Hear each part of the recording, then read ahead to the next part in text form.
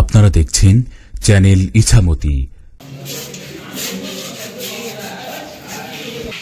হালুয়াঘাট থানা কর্তৃক আয়োজিত আজকের এই প্রেস ব্রিফিং এ সম্মানিত সাংবাদিকবৃন্দ সবাইকে আসসালামু আলাইকুম।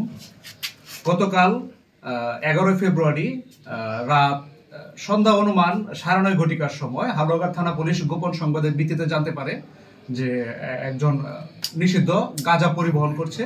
তৎপ্রেক্ষিতে আমরা হালুয়াঘাট থানার স্বদেশী 12 নং স্বদেশী ইউনিয়নের মাটিকাটা গ্রামে অভিযান পরিচালনা করি। অভিযানে আমরা আলামিন নামক একজনের হেফাজত থেকে তার কোমরে থাকা বাধা অবস্থায় 1 কেজি গাঁজা উদ্ধার করি এবং তৎপ্রেক্ষিতে তাকে জিজ্ঞাসাবাদ করি।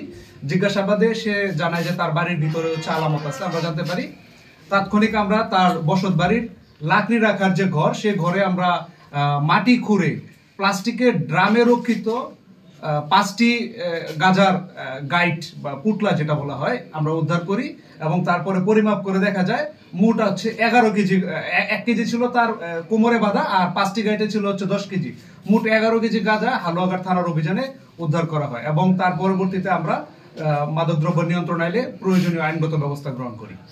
একজনের নাম পেয়েছি, গ্রেপ্তারকৃত আসামি একজনের নাম প্রকাশ করেছে এবং বিস্তারিত তদন্ত চলমান আছে।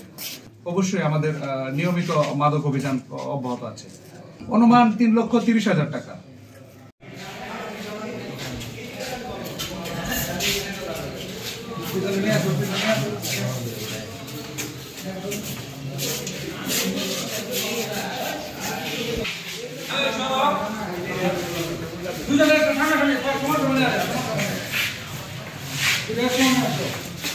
একটু দাঁড়ান, একটু দাঁড়ান।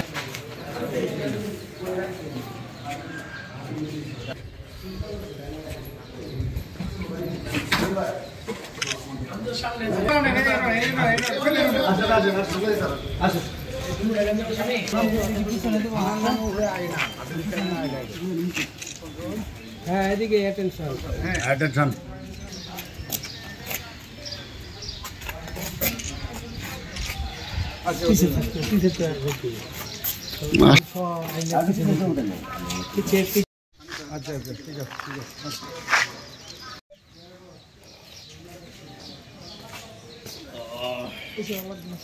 বাস হয়ে গেল না, চলে